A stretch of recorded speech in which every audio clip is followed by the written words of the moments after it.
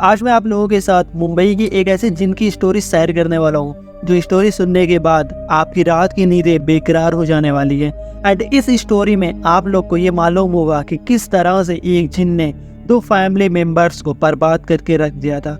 And इस कहानी में एक और चीज आपको जानने को मिलेगी कि एक माँ अपने बेटे से कितना प्यार करती है और वो उस प्यार के चलते किस हद तक जा सकती है। सो जो लोग भी नए हो चैनल पे ऐसे ही हॉरर टाइप की वीडियोस देखने के लिए चैनल को पहले से सब्सक्राइब कर लेना और वीडियो पसंद आने पे लाइक भी कर देना। अब चलते हैं स्टोरी की तरफ। ये स्टोरी होने वाली है मुंबई के अंधेरी में रहने वाले एक लड़के की जिसका नाम सुफियान होता है, और इस स्टोरी को हम लोग सुफियान के पॉइंट ऑफ व्यू से देखने वाले हैं। मेरा नाम सुफियान है, मैं मुंबई की अंधेरी में रहता हूँ। मेरे घर में मेरी बहन, वाइफ, बच्चे, मेरे भाई, उसकी फैमिली और हम सब खुशी खुशी रहते हैं। हमारा डायमंड्स का बिजनेस है और इस टाइम इंडिया में टॉप पे है। बिजनेस हो या पर्सनल लाइफ दोनों बहुत ही अच्छी चल रही हैं, पर फिर भी लाइफ में सुकून नहीं है, मानो जैसे कुछ तो अधूरा है। और इतनी इज्जत शोहरत के बावजूद भी मुझे लगता है कि ये सब गलत है और सही नहीं है। मेरे पास जो है मैं डिजर्व नहीं करता हूँ, मुझे ऐसा महसूस होता रहता है। सुफियान अपनी स्टोरी में बताता है कि उसका डायमंड्स का बिजनेस है, लेकिन फिर भी सुफियान को ऐसा लगता है कि ये सारी जो भी इज्जत, दौलत, शोहरत है वो उसको डिजर्व नहीं करता है। लेकिन सुफियान आखिर में ऐसा क्यों कह रहा है? आखिर में क्या हुआ तो सुफियान के साथ जो सुफियान को ये सब चीजें सोचने पे मजबूर कर रही है? तो इन सब कहानियों को जानने के लिए हमको सुफियान के बचपन में जाना होगा। सुफियान अपने बचपन में हम सबको लेके चलता है सन 1984 में, जब सुफियान सिर्फ 13 साल का था। वो बताता है कि वो लोग बहुत ज़्यादा गरीब हुआ करते थे और मेरे पापा यानी सुफियान के पापा जो थे वो दुनिया में सुफियान के आने के 2 साल बाद ही गुजर गए थे। मेरी माँ और मेरा बड़ा भाई कैसे कैसे अपनी ज़िंदगी गुजार रहे थे। मेरे एक ही मामू थे और उनकी शादी होते ही उन्होंने हमारे सामने हमारी माँ से कहा कि तुम कहीं और रहने का इंतजाम कर लो। दुनिया की कड़वी सच्चाई तो ये भी है कि जिसकी भी बीवी आ जाती है वो तो उसके माँ बाप से भी छुड़वा देती है। फिर ये तो सुफियान के मामू की बहन थी। सुफियान बताता है कि उस रात मेरी अम्मी पूरी रात नहीं सोई। अगली सुबह मैं उनके पास गया। मैंने उनसे पूछा, अम्मी कल मामू की बात सुन के आपको फिक्र है कि हम कहाँ जाएंगे? मेरी अम्मी ने कहा, मुझे फिक्र नहीं है, मुझे अब बस मेरे भाई से गुस्सा है और मैं अब इस घर में 1 मिनट भी नहीं रह सकती है। और उस वक्त मैंने अपनी अम्मी को पहली बार इतने गुस्से में देखा था। तब मुझे एहसास हुआ मेरी अम्मी बहुत खुददार औरत है जिनके लिए उनकी सेल्फ रिस्पेक्ट बहुत इंपॉर्टेंट है। सुफियान की अम्मी जो होती है उसके मामू के घर से उसके अगले दिन ही निकल जाती है और 2 दिन बाद सुफियान की अम्मी को एक काम भी मिल जाता है जो कि एक हवेली को देखना रहता है। 2 दिन बाद मेरी अम्मी को एक काम मिल गया। तब के वक्त बहुत कम ही लोग पढ़े हुआ करते थे और मेरी अम्मी ने ज़्यादा पढ़ाई नहीं की थी, इसीलिए हमें एक दूसरे गांव में एक हवेली संभालने को मिली। उसके मालिक लोग देश के बाहर रहा करते थे। वहाँ सिर्फ उन लोगों की दादी रहती थी। वो जगह पुश्तैनी होती है, जिसके चलते से कुछ इमोशनल टच की वजह से वो जो दादी होती है वो इस हवेली को छोड़कर जाने को राजी ही नहीं होती है।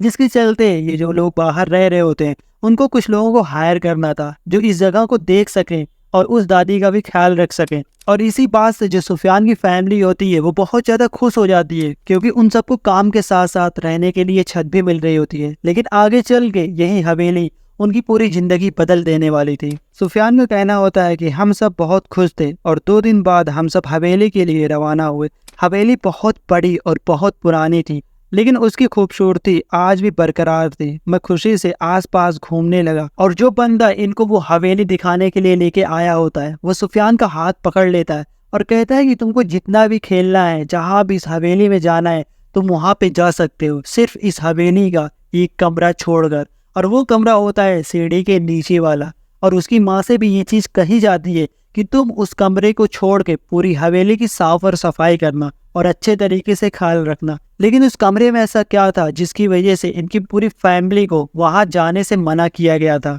वो दादी पूरे दिन बीच हॉल में बैठी रहती, तस्बीह पढ़ती और नमाज पढ़ती थी। वो बहुत दीनदार मालूम हुआ करती थी।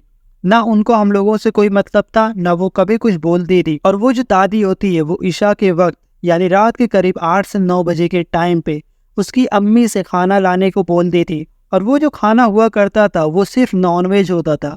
और उस नॉनवेज खाने को वो बूढ़ी औरत अपने साथ ले जाके उस सीढ़ी के नीचे वाले कमरे में रख के आती थी और उस पूरे कमरे में लोबान सुलगा देती थी। मैं जब भी उन्हें देखता ये करते हुए तो एक सवाल आता था मन में कि कोई अंदर है जिसे वो खाना देती हैं तो वो कभी बाहर क्यों नहीं आता है, क्योंकि हर सुबह बाहर खाली प्लेट पड़ी रहती थी। कुछ दिन ऐसे ही गुजरे, मुझे मेरे भाइयों को लगने लगा कि उस कमरे में लगता है कुछ कीमती सामान है, इसीलिए हम सबको वहां जाने की इजाजत नहीं है, या तो कुछ और है। लेकिन क्या है ऐसा जिसे ये लोग हमसे छुपा रहे हैं? सुफियान जो होता है वो अपने भाई से कहता है कि क्यों ना हम लोग चुपके से उस कमरे में जाएं और देखें कि आखिर में उस कमरे में वो कौन सी कीमती चीज़ है जिससे हम लोगों को छुपाया जा रहा है। लेकिन जो उसका भाई होता है वो अपनी अम्मी से बहुत ज़्यादा डरा करता था, जिसकी वजह से उसका भाई साफ साफ इसको इनकार कर देता है कि मैं नहीं जाने वाला हूँ, तुमको जाना है तो जाओ। और ठीक उसके अगली रात सुफियान उठता है और उस कमरे की तरफ जाने लगता है। मैं अपने पैर दबा के उस कमरे की तरफ पहुंचा और मैंने दरवाज़ा खोला। मैं जैसे ही अंदर पहुंचा मैंने देखा पूरा कमरा खाली है, सिर्फ पूरे कमरे में लोबान की खुशबू फैली हुई है। मैं बहुत डर गया और बाहर आने लगा। दरवाज़ा खोलते ही मुझे महसूस हुआ था कि कोई मेरी बॉडी को पार करके निकल गया है और मैं चक्कर खा के वहीं गिर गया। सुबह जब मुझे सब लोग ढूंढ रहे थे और मुझे आवाज़ लगा रहे थे, तब उस दादी ने देखा कि उस कमरे का दरवाज़ा खुला हुआ है। मैं जैसे ही होश में आया तो मुझे ये लोग बहुत ज़्यादा सुनाने लगे और मैं उनकी बातें सुन के रोने लगा। मुझे बहुत तेज बुखार था, मुझे डॉक्टर ने दवा लिख के दी। और ऐसे 2-3 दिन बाद एक दिन सुफियान की जो अम्मी होती है वो किचन में जाती हैं पानी पीने के लिए। लेकिन जैसे ही वो किचन में एंटर करती हैं वो देखती है कि सुफियान जो है वो किचन के रैक पे बैठकर कच्चा गोश्त खा रहा है। और ये देखने के बाद सुफियान की अम्मी बहुत तेज चिल्लाने लगी और साथ ही साथ वो देखती हैं कि सुफियान का जो मुंह होता है वो गाल तक पूरा खुला होता है। सुफियान की अम्मी इतनी तेज चिल्लाई होती हैं कि उस हवेली में जितने भी लोग रहते थे वो सारे लोग इनके पास चले जाते हैं। और तभी ये सारे लोग देखते हैं कि सुफियान हवा में टंग चुका है और वो अचानक से नीचे गिरता है और बेहोश हो जाता है। सुबह जब सुफियान की आँख खुलती है तो अपने ही बेड पे होता है। उसको काफ़ी थका थका महसूस हो रहा होता है, लेकिन फिर भी उसको ये नहीं मालूम था कि उसकी पिछली रात आखिर में क्या हुआ उसके साथ। और उसके कुछ दिन बाद एक दिन मैं शाम में खेल रहा था और अचानक से मैंने खुद को उस रूम में पाया और मैं डर गया और डर के मारे रोने लगा। मैं तुरंत से उस रूम से बाहर निकलने के लिए भागा, लेकिन वो डोर खुल ही नहीं रहा था। मुझे फील हो रहा था मैं बहुत देर से इस रूम में बंद हूँ। मुझे अपने आसपास बहुत गर्मी भी फील हो रही होती है, ऐसा लग रहा था मुझको कोई देख रहा है। मैं बहुत कोशिश कर रहा था कि वहाँ से निकल जाऊँ और आखिर में थक के मैं नीचे बैठ गया और मेरी आंख लग गई। जैसे ही सुफियान बेहोश होता है वो देखता है कि कोई उसका हाथ पकड़कर उसे उठाकर अपने साथ ले जा रहा है और वो जो कोई भी था वो एक ऐसी जगह पे ले जा रहा होता है जहाँ पे कद में बहुत ही लंबे लंबे लोग होते हैं और वो बहुत ही डरावने दिख रहे होते हैं, जिसके चलते सुफियान ने अपनी आंखें जबरदस्ती खोली और उसने पाया कि वो अपने बेड पे ही है। मेरे पास मेरी अम्मी बैठी थी। सबने कहा मैं 2 दिन से बेहोश हूँ और मैं रोने लगा। मैंने रोते रोते अपनी अम्मी से कहा वो मुझे लेके जाएंगे, उन्हें मेरी जान चाहिए। सुफियान की अम्मी उस दादी के पास जाती हैं और गुस्से में पूछती है कि आखिर में मेरे बच्चे के साथ ये क्या हो रहा है और क्या है उस कमरे में। और फिर वो दादी बताती है कि आज से कुछ साल पहले उनका एक बड़ा बेटा था। दादी ने बताया कि उस कमरे में जिन का वास है। कई साल पहले उनका सबसे बड़ा बेटा, जिसको जिन में बहुत ज्यादा इंटरेस्ट था और उसने कई सारी रिसर्च भी की और काफ़ी कुछ सीखा, उसने पढ़ाई करी और वो उसका ही कमरा था। कुछ दिन बाद वो अचानक से पास आया और हम सबसे कहने लगा कि 40 दिन तक कोई भी मेरे कमरे में नहीं आएगा, और सिर्फ इतना ही कह के उसने अपना कमरा बंद कर लिया। 40 दिन के बाद भी उनका बड़ा बेटा उस कमरे से बाहर नहीं आता है और उसके 41वें दिन उसकी एक चीखने की आवाज़ आती है। इससे घर वाले डर जाते हैं और वो सारे लोग मिलकर उस कमरे में जाते हैं। और जैसे ही वो लोग कमरे में एंटर होते हैं वो देखते हैं कि जो इनका बड़ा बेटा होता है वो खुशी में नाच रहा होता है और वो कह रहा होता है कि मैंने उसे काबू कर लिया है, अब मैं कुछ भी कर सकता हूँ। जब उन लोगों ने उस बंदे की ऐसी हालत देखी तो उन्होंने डिसाइड किया कि ये लोग एक मौलवी को दिखाएंगे। और वो बंदा वो मौलवी को दिखाने के लिए तैयार ही नहीं था, लेकिन सबके समझाने के बाद वो मौलवी के सामने आता है। और जब मौलवी साहब इनको जो सच्चाई बताने वाले थे वो सुनकर उस फैमिली के सारे लोग हैरान हो जाने वाले थे। मौलवी साहब कह रहे थे कि इसके बस में एक जिन है, इसने 40 दिन का चिल्ला किया हुआ है और इसने एक जिन को अपने काबू में कर लिया है। और ये चीज सुनते ही दादी बताती है कि मानो मेरे पैरों के नीचे से जमीन निकल गई थी। और अब वो बेटा मानो उनका रहा ही नहीं। वो ना किसी से बातें करता था, ना किसी से मिलने आता था, सिर्फ उसी कमरे में रहता था और आधी रात में बातें करना, अजीब आवाजें आना, यही सब हो रहा था।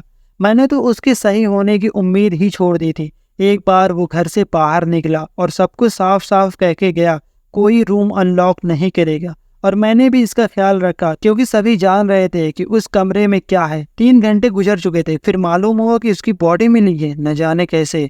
और जब वो बंदा उस घर से निकला होता है उसे के ठीक 3 घंटे बाद, और उनके घर वालों को खबर मिलती है कि उसकी लाश एक ब्रिज के नीचे देखी गई है। और वो सब हैरान हो जाते हैं कि आखिर में उसके साथ क्या हुआ है। और इनकी फैमिली के एक भी मेंबर की हिम्मत नहीं थी कि आखिर वो उस कमरे में जाके देखें, क्योंकि सभी लोग जान रहे थे कि उस कमरे में एक जिन कैद है।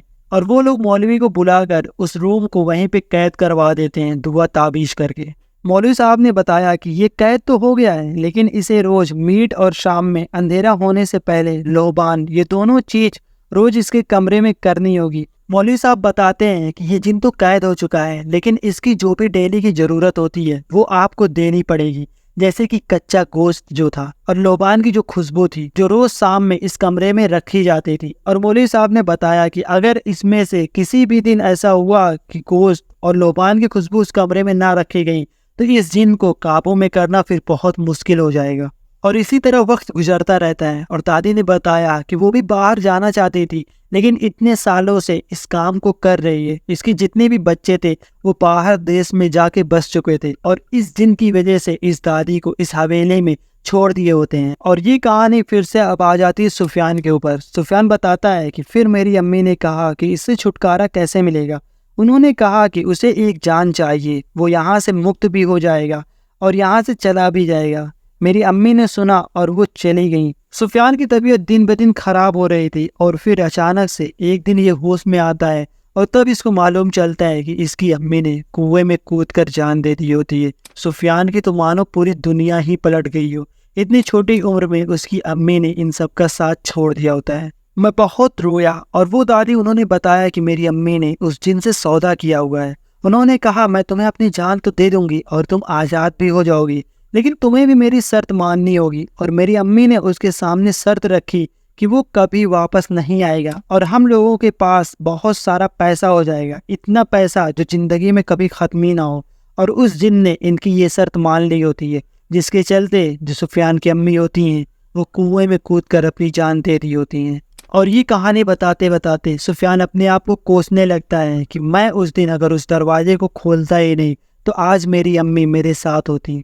मेरी एक गलती ने मुझसे मेरी माँ को छीन लिया। सुफियान बताता है कि आज उसके पास दुनिया की हर वो चीज़ है, लेकिन उसको ऐसा कहीं ना कहीं लगता रहता है कि ये सारे ऐसो आराम किसी भी काम के नहीं हैं। ऐसा उसको महसूस होता रहता है कि ये सब के पीछे उसकी माँ की कुर्बानी है, जो उसको कभी भी खुशी नहीं लेने देती है। और ये कहानी यहीं पे ख़त्म हो जाती है। और इस कहानी से हमको एक सीख भी मिलती है कि जो भी ऊपर वाले ने अपने हिसाब से चीज़ों को बनाया है, अगर हम उनमें खुद से कुछ उंगली करेंगे तो हमारे साथ ऐसे ही चीज़ें होती रहेंगी। इंसान के अलावा भी इस दुनिया में भूत प्रेत जिन जिन्नात आत्माएं रहती हैं, और अगर हम उनकी दुनिया में जाने की कोशिश करेंगे या फिर हम उनको अपने काबू में करेंगे तो हमारे साथ बहुत बुरा और बहुत बदतर भी हो सकता है। और ये कहानी यहीं पे ख़त्म हो जाती है। आपको ये स्टोरी कैसी लगी कमेंट करके ज़रूर बताना। अगर वीडियो पसंद आई होगी तो लाइक कर देना। चैनल पर नए हो तो ऐसे ही हॉरर टाइप की वीडियोस देखने के लिए चैनल को भी सब्सक्राइब कर लेना। मिलते हैं नेक्स्ट हॉरर भरी स्टोरी में, तब तक के लिए बाय।